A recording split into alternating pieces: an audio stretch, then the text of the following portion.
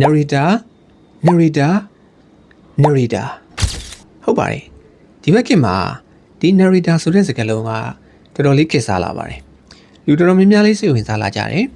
narrator ဖြစ်ချင်လို့ဘယ်လိုလုပ်ရမလဲ narrator လုပ်ချင်လို့ဘယ်အစားလုပ်ရမလဲ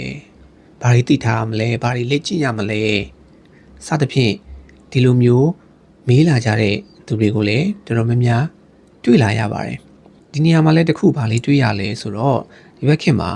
narrator လို့ပြောလိုက်ရင်တော်တော်များများက audio book ဖတ်တာကိုပဲပြေးမြင်ကြတယ်ဗျ narrator မှာလည်းသူ့ရဲ့နယ်ပယ်တွေရှိတယ်မတူညီတဲ့ဖန်တီးမှုပုံစံတွေရှိတယ်ဆိုတော့ဒါလေးကိုလည်းဒီညမှာကျွန်တော်ရှင်းပြချင်ပါတယ်အဲ့တော့ပထမဆုံးတော့ narrator ဆိုတဲ့ခေါင်းစဉ်အောက်မှာကျွန်တော်ဘာတွေလုပ်လို့ရတယ်လဲလို့ပြောရင်အခုမိတ်ဆွေတို့စိတ်ဝင်စားကြတဲ့ audio book ဖတ်တာနော် audio book ဖတ်တာတွေပါမယ်ဒါကိုလည်း narrator လို့ပြောလို့ရပါတယ်နောက်တစ်ခုကတော့ကျွန်တော်တို့ animation တွေပေါ့နော်အဲ့တော့ animation ရုပ်ရှင်တွေမှာတချို့ဘိုင်းတွေမှာလည်းဒီနောက်ခံအသံတွေနဲ့ဝင်ပြီးတော့ပြောပြရတာမျိုးတွေဒီ narration တွေပြောပြရတာမျိုးတွေရှိပါတယ်ဆိုတော့နောက်တစ်ခုကကျတော့ documentary တွေပေါ့နော်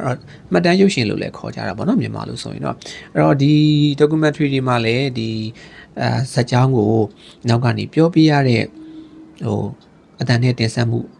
ပုံစံတွေလည်းရှိပါတယ်เนาะအဲ့တော့မိတ်ဆွေတို့မြင်အောင်ကြည့်မယ်ဆိုလို့ရှိရင်ကျွန်တော်တို့ဒီNational Geographic Channel တို့เนาะစသဖြင့် Discovery Channel တို့ဒီလိုနေရာမျိုးတွေမှာဆိုလို့ရှိရင်လည်းဒီတဘာဝเนาะဒီအကြောင်းအရာတွေတိရစ္ဆာန်တွေရဲ့အကြောင်းအရာတွေကိုတင်ဆက်တဲ့အခါမှာနောက်ကနေပြီးတော့မှနောက်ခံလူတစ်ယောက်ကเนาะ narrator ကနေပြီးတော့မှဒီအကြောင်းအရာတွေကိုပြောပြရှင်းပြနေတဲ့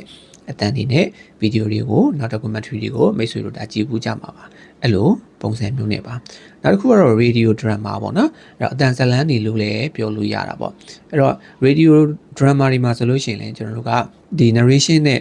နော်ဇလန်းတွေကိုပုံဖော်ရတဲ့ဖန်တီးမှုတွေတော်တော်များများလောက်ကြပါတယ်အဲ့တော့နောက်တစ်ခုကတော့ဒီခုခေတ်မှာလည်းခေတ်စားလာတဲ့ social media content တွေပေါ့နော်အမျိုးမျိုးရှိမှာပေါ့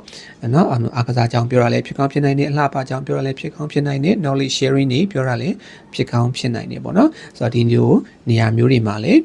narrator ရဲ့အခန်းကဏ္ဍကအရေးပါလာပါတယ်အဲ့တော့ဒါကြောင့်မို့လို့ဒီလိုမျိုးမတူညီတဲ့နယ်ပယ်အသီးသီးရှိတယ်မတူညီတဲ့တင်ဆက်မှုပုံစံတွေလည်းရှိတယ်เนาะအဲ့တစ်ခုနဲ့တစ်ခုကလည်းကျွန်တော်တို့ဒီပြောရဆိုရတဲ့လေယူလေသိန်းတွေ emotion တွေခံစားချက်เนาะဒါတွေကမတူနိုင်ဘူးပေါ့နော်မတူနိုင်ဘူးဆိုတော့ဒါပေမဲ့ဒီ narrator ဆိုတဲ့ခေါင်းစဉ်ကြီးအောက်ကနေပဲအကျုံးဝင်တယ်လို့ပြောလို့ရတာပေါ့နော်ဆိုတော့အဲ့တော့ကိုက narrator လုပ်ချင်တယ် narrator ဖြစ်ချင်တယ်ဆိုရင်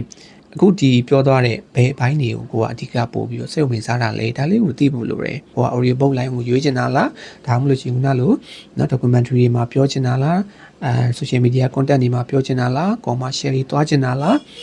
စသဖြင့်မတူညီနိုင်ဘူးပေါ့နော်ဒါကြောင့်မလို့မိတ်ဆွေတို့ကလည်းကိုက narrator ဖြစ်ချင်တယ်ဆိုလို့ရှိရင်ကိုကဘယ်ဘိုင်းကိုပို့ပြီးတော့စိတ်ဝင်စားလဲဒါတွေကိုကိုပြန်ပြီး sensitive ကိုပြန်ပြီးသိဖို့လိုတယ်အဲ့ဒီခါကျမှကိုကဘယ်ဘိုင်းကိုပို့ပြီးဦးစားပေးပြီးသွားဖို့လိုတယ်လဲဆိုတာကိုလည်းမိတ်ဆွေတို့စဉ်းစားနိုင်မှာဖြစ်ပါတယ်အဲ့တော့ဒီကနေပြီးတော့မှဒီကောင်မောင်နှမတို့အတွက်နည်းနည်းလေးအလင်းပွင့်သွားမယ်လို့ထင်ပါတယ်ဗျာအဲ့တော့ကျေးဇူးအများကြီးတင်ပါတယ်နောက်ထပ်ဗီဒီယိုတွေမှာလည်းဒီ narrator နဲ့ပတ်သက်ပြီးတော့မှမိတ်ဆွေတို့အတွက်ကြိုးရှိမဲ့စိတ်ဝင်စားဖို့ကောင်းမဲ့အကြောင်းအရာတွေနဲ့ပြန်လာခဲ့ပါအောင်မယ်ကျေးဇူးအများကြီးတင်ပါတယ်ဗျာ